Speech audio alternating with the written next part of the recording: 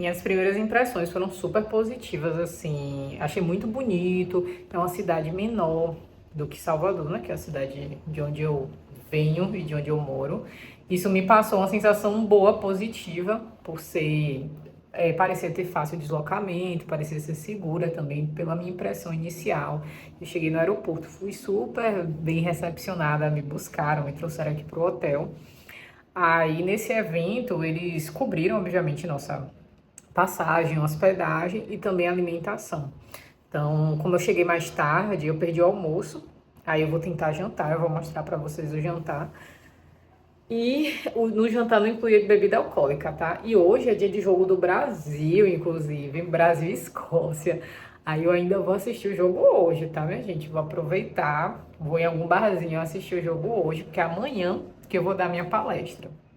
Vamos do tour do quarto, que vocês adoram. Primeiro, na entrada, cofrezinho, essa partezinha aqui que dá para pendurar as roupas.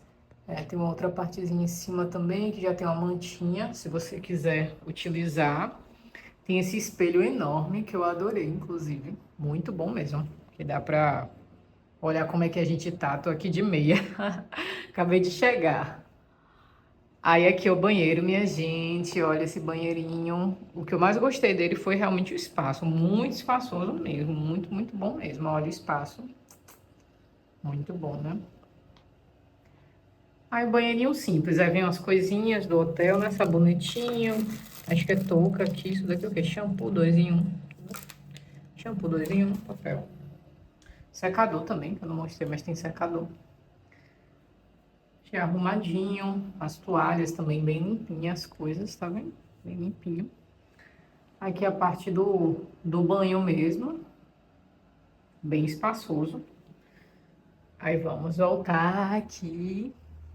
E a caminha, tchan, tchan, tchan, tchan, caminha de casal. Achei confortável, colchão aparentemente confortável.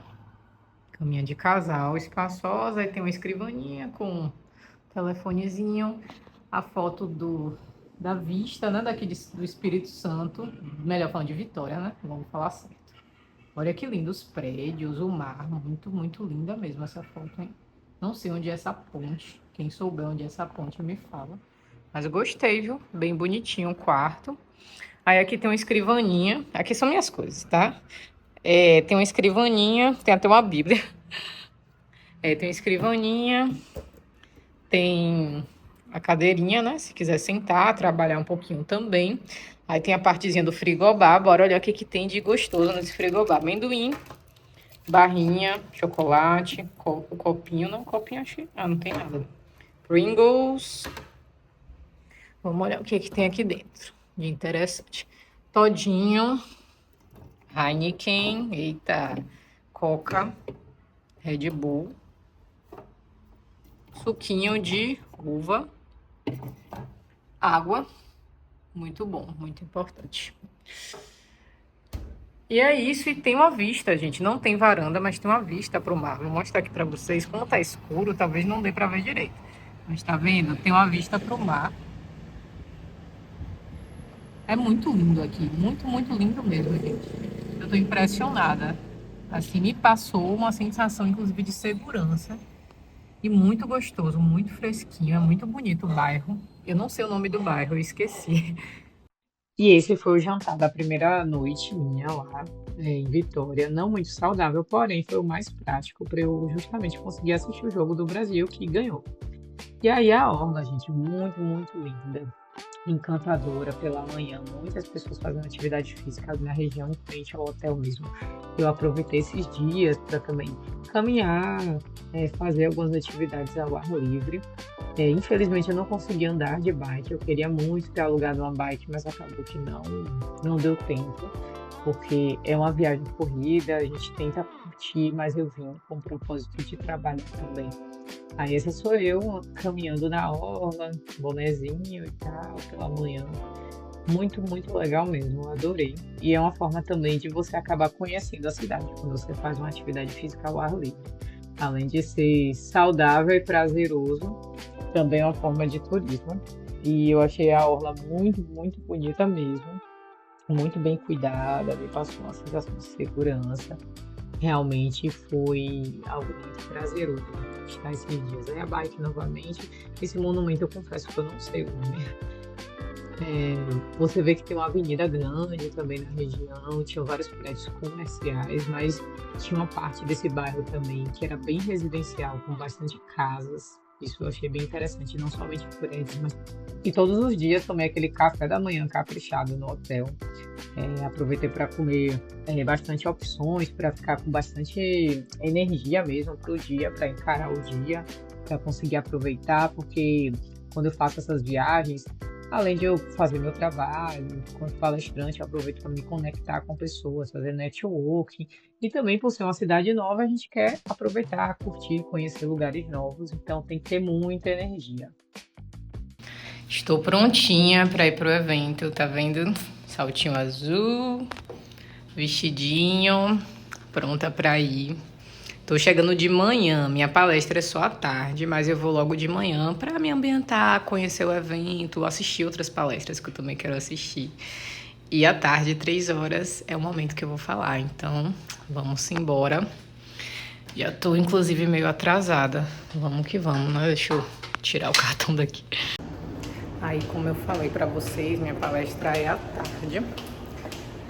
Só que eu tô aproveitando para conhecer o hotel que eu tô. Ele fica um pouco distante do lugar da palestra. Aí o carro veio buscar a gente. E aí a gente vai pra lá e tal. E depois vai voltar, almoçar e de novo eu vou pra lá, né? Vai ser a oportunidade de conhecer um pouquinho mais. Mas estou gostando, viu? Por enquanto, gostando bastante. Eu estava hospedada em Vitória, mas o evento foi lá em Vila Velha. Vila Velha é uma cidade que fica vizinha a Vitória, cerca de 10 quilômetros, é bem próximo. Para você chegar, precisa cruzar essa ponte lindíssima, com essa vista maravilhosa, inclusive é um ponto turístico. Então eu gravei um pouquinho no caminho, enquanto eu estava no carro. Encontrar. Estou falando dela porque é uma substância psicoativa em termos legais, mais consumida no mundo. Mas eu fui beber café e acabou, pessoal. E isso também é uma substância psicoativa. Estamos falando de algo que eu ingiro e que ela vai alterar alguma das funções dentro do meu sistema nervoso. Então, a questão que por muito tempo nosso foco tem sido em chegar a essa utopia, um mundo sem drogas. E eu acredito que na realidade da América Latina é bem complicado, porque a droga não só é um problema para nós em termos de quem consome e tem danos e riscos. A droga faz parte de nossos sistemas econômicos e políticos. E essa é uma realidade. Não é que tenhamos uma indústria formal, mas existe um mercado e existem comunidades, como sucede em meu país, que dependem do cultivo de vários produtos. Então, quando aparece essa ideia de a guerra contra as drogas, vamos eliminar os cultivos, vamos lá na favela tirar os jovens das redes das paixões, a gente esquece que também esse campo que é ilegal tem que ver com a forma que essas comunidades, essas pessoas se sustêm na vida. Bom dia, gente. Hoje é uma sexta-feira. Tô aqui já me ajeitando. Pretendo aproveitar um pouquinho essa orla de Vitória, né? Provavelmente eu devo, então, nos meus planos, eu estou aqui no Hotel Alameda, né? Então, minha ideia provavelmente vai ser descer um pouco uma orla de bike, alugar uma bike, fazer um trajeto. Estou pensando ainda, estou planejando a inteligência artificial, na verdade. Olhando aqui o Google Maps também. Mas eu vou falar um pouquinho sobre o evento, aproveitar que eu estou me arrumando e tal, falar um pouquinho sobre o evento. O evento em si eu não consegui gravar para vocês, porque além de eu ir como palestrante, então é um momento muito importante para mim, do ponto de vista profissional, de eu interagir com as pessoas, conversar, esse network. É super importante nesse tipo de viagem, porque é minha oportunidade de conhecer outras pessoas que estão aí pelo Brasil também estudando essa causa, essa causa da cannabis, né, que, queira ou não, é a principal linha do trabalho. Então, tem pessoas de outros estados que muitas vezes eu não tenho oportunidade de conhecer, de encontrar, eu só conheço na internet. E a grande oportunidade é realmente durante esses eventos. Eu aproveitei muito para conversar com várias pessoas e tal, e ainda estou aprendendo muito essa coisa de gravação. E também eu não gosto muito de, como é que eu posso dizer? De certa forma, gravar, às vezes a pessoa, é um momento mais particular e tal. Enfim, eu acho que tem que ter isso também, mas eu vou passar um pouquinho da minha experiência como foi. Primeiro que, assim, o evento, ele aconteceu 2 dias. O primeiro dia eu realmente não acompanhei, tá? Não participei, eu só cheguei à tarde. Então, eu só realmente consegui acompanhar o segundo dia. É um evento que já teve uma outra edição no ano passado. Fui no auditório lá da UVV, que é a Universidade de Vila Velha. Aí eu participei de uma mesa. Então, fui eu junto com outra pessoa, que foi o advogado Sérgio Uti, que é de Pernambuco. E foi também o Raoni, que é advogado daqui, de Vitória, que mediou a mesa. E a mesa a gente falou principalmente sobre a regulamentação do tratamento com cannabis, mas não sei se vocês sabem o que acontece. Existem algumas leis que, digamos assim, respaldam mesmo esse tratamento aqui no Brasil. Então, respaldam como é o acesso, como é que você faz para comprar, e principalmente da parte da Anvisa. Aí, na minha fala, o que eu trouxe foi um pouco desse panorama assim, histórico geral em relação à planta, da gente entender que é uma planta que nem sempre foi proibida, inclusive a maior parte do tempo, se a gente olhar na história da humanidade, porque assim, os primeiros registros são de 2000 a.C., em relação ao uso da cannabis. Então, se a gente olhar, a proibição tem mais ou menos 100 anos. É muito pouco tempo nessa história toda.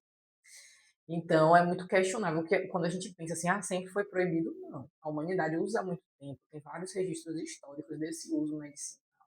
Então, nossos antepassados já sabem desses benefícios. A planta da cannabis está na primeira farmacopeia da humanidade. Era vendida até 1930, a gente passa, em 1930 aqui no Brasil, em farmácias, na forma de cigarro, indicado para diversas doenças. Eu vou tentar deixar uma imagem, mas tem os cigarros índios. Eles eram comercializados nas farmácias, indicados para insônia, catarro, bronquite, até questão pulmonar também. E aí, essa proibição, quando a gente para estudar, dá para entender que ela não veio pela questão da planta fazer mal, ela ser perigosa, mas ela surgiu por uma questão principalmente de controle social, principalmente controle social de quem? Da população negra, porque é a população negra que consumia mais a planta, porque se a gente olhar, foram os negros escravizados que trouxeram essa planta para o Brasil. Então, culturalmente, socialmente, principalmente quem consumia a planta eram os negros. E na mesma época que proibiam, foi nos anos 30, proibiram outras práticas também do povo negro, como a capoeira, o candomblé, o samba, o crime da vadiagem. Aí dessas proibições, só a plantinha que restou ainda como proibida, apesar de que hoje a gente vive, de certa forma, alguns avanços do ponto de vista de legislação, mais para o medicinal, né? Teve a questão da descriminalização. Se vocês quiserem, eu posso falar um pouco mais sobre, só que eu não sou advogada, tá? Mas a descriminalização é em relação a todas as formas de uso, no sentido de que não é crime ser usuário. Aí o que eles fizeram foi só o que já não era, gente. O que eles só fizeram foi colocar isso mais claro na lei. Eu já estou quase saindo aqui do vídeo. E aí. Eita, caiu a toalha. Aí, basicamente, na minha palestra, eu trouxe esse panorama histórico, trouxe o panorama atual que a gente tem, por exemplo, principalmente legislações voltadas para o uso medicinal, respaldadas pela Anvisa. Ainda tem muito que avançar, mas a gente vive ainda um cenário de falta de acesso. Então, o tratamento ainda é caro, custoso para muitas famílias, é de difícil acesso, e mesmo muitas pessoas necessitando. Então, a gente vê que realmente necessita de uma regulamentação maior do Estado. De certa forma, o Estado ele tem feito leis, né? Como eu disse, da própria Anvisa, agora em 2026, houve várias atualizações, a gente não sabe na prática como é que vai ser, porque tudo é muito novo. Então, vamos ver, eu espero que realmente avance, principalmente em prol do acesso das pessoas. Porque o que eu sinto falta é isso. Eu vejo que é um tratamento que muda a vida das pessoas, eu sou apaixonada, estudo isso. Eu sou apaixonada, eu vejo como muda a vida das pessoas. Porém, eu estou procurando meu protetor solar. Por ter um alto custo, infelizmente, muitas pessoas não conseguem acessar ou manter até compram um frasco, por exemplo. Não sei se vocês sabem quanto custa um tratamento de cannabis, mas a média de valor é em torno de um frasco assim de entrada, numa associação, em torno de 200 a 300 reais, entendeu? Então, isso é um custo alto para famílias que, por exemplo, o salário mínimo é menos de R$ 2.000. Então, é realmente um paradigma que a gente vive. E a gente precisa muito do papel do Estado para garantir a saúde, porque eu, enquanto médica, me sinto com as mãos atadas. Eu prescrevo, vejo o caso, indico, tento ao máximo ajudar meus pacientes da forma que eu posso, inclusive para aqueles que precisam do seu direito na justiça, né? Tem paciente que busca a justiça, né, para conseguir esse acesso. Mas é um cenário ainda que a gente precisa melhorar muito nessa acessibilidade. Então, eu discuti mais ou menos sobre isso. Aí trouxe também a questão de para que serve o tratamento com cannabis. Então, as principais doenças são doenças da cabeça, do sistema nervoso central.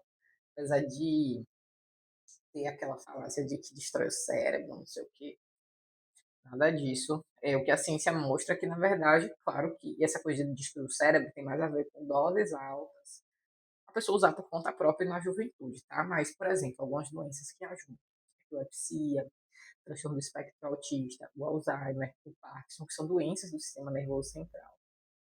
Também saúde mental, ansiedade, insônia. Então, é uma planta que realmente ela é dor crônica. Então, eu fiz, por exemplo, pós em dor crônica. Medicina da dor, já tô doida. Desculpa, de 7 horas da manhã. Fiz pós em medicina da dor por justamente ver a mudança na vida das pessoas que sofrem com fibromialgia e tudo mais. Inclusive, eu tenho alguns vídeos sobre isso, sobre como é que acessa, sobre as doenças que ajudam. Eu tenho até que atualizar esse como é que acessa. Mas é isso. Então, eu vi que trouxe mesmo assim esse panorama médico e atualmente para acessar você tem que comprar ou em associação ou importar. Tá? São as duas formas principais. Tem também o habeas corpus, que é o autocultivo, mas é uma forma que realmente é através da justiça, é muito mais burocrática, nem todo mundo consegue, né? Para todo caso. Então foi basicamente isso que eu trouxe. Eu gostei muito da mesa, as pessoas interagiram, perguntaram algumas coisas. Eu lembro que perguntaram sobre essa coisa de tratar como panaceia, ou seja, cannabis é bom para tudo, e eu não concordo. E realmente a gente tem que ter um embasamento científico na nossa prática, para até proteger, inclusive, aquele indivíduo que está fazendo o tratamento, dar o melhor tratamento possível. E perguntaram também sobre cannabis como primeira linha de tratamento. A gente não tem, infelizmente, nada assim que a ciência traga, mas eu sei que tem a ver totalmente com preconceito. Mas sim, cannabis pode ser uma primeira alternativa que o profissional ele pode pensar cada caso. E, gente, nós não tratamos doença, tratamos pessoas. Então, muitas vezes, para aquela pessoa, você tem que analisar o risco e benefício. E tem muita medicação que traz, às vezes, muitos malefícios, muitos efeitos colaterais, principalmente no caso de crianças, principalmente, eu diria, até as crianças autistas, tá? Esse grupo. E aí foi isso, foi ótima a palestra, depois que terminou. A gente acabou indo descansar e tal, e saiu à noite para jantar, descansar, e foi isso. Aí eu estou ainda na sexta, amanhã também, aproveitar meu dia aqui, e volto no domingo. Então eu vou trazer um pouquinho sobre esses dias também, prometo. Beijo. No terceiro dia, eu aproveitei para conhecer um pouquinho mais da cidade, aí tá à vista. Foi um dia bem chuvoso, eu tive que esperar para o tempo melhorar. Aproveitei e visitei o Convento da Penha. Vou deixar até algumas fotos, gente. Vale muito a pena. Se você estiver lá, não deixe de visitar. Uma vista linda, realmente vale muito a pena. A vista de lá do alto. Para chegar, você pode ir de carro também, mas eu preferi de balsa. Foi muito legal. A balsa você pega lá na Praça do Papa, aí vai direto para a região próxima do convento. Precisa pegar um transporte ou você faz a trilha para chegar lá no alto, mas gente, que vista linda. Realmente é impressionante, vale muito, muito a pena a experiência. Fora conhecer a história mesmo, a história do local, como foi construído. Ele começou a ser construído a partir de, se eu não me engano, 1516. No quarto dia, eu fui para Santa Leopoldina, e fica a cerca de 1 hora de Vitória para acompanhar o workshop de cultivo, extrações e infusões da Associação Flor das Montanhas. É uma associação capixaba que trabalha com a cannabis, então é uma associação que tem autorização judicial para o cultivo dessa planta da cannabis para fins medicinais. Então eles produzem óleos, produzem pomadas, produzem alguns produtos medicinais utilizados pelos pacientes no tratamento.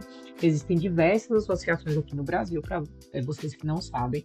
Inclusive, se vocês se interessam em saber mais como acessa o produto de cannabis, eu já fiz um vídeo aqui no canal.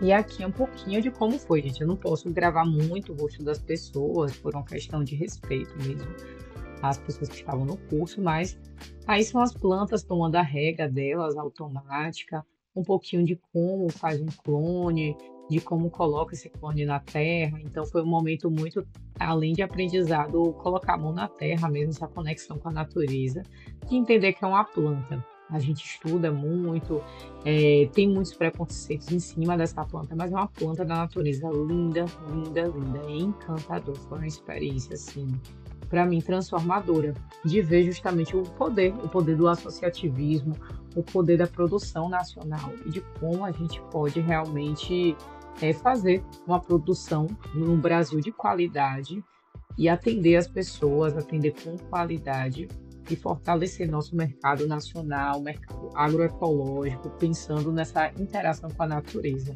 Então, são algumas fotos minhas com as plantas muito lindas, enormes, gente. Vocês não têm noção, coisa linda mesmo, impressionante. E eu colocando também a mão na terra, nessa plantinha maravilhosa. E eu finalizo esse vídeo com a foto linda da planta da cannabis. Eu queria muito agradecer a todos vocês que ficaram até o final. Me segue que toda segunda tem vídeo novo, dá um like e caso você queira saber alguma coisa a mais, tirar uma dúvida, interagir, comenta aqui embaixo. Um beijo e até mais. Tchau, tchau!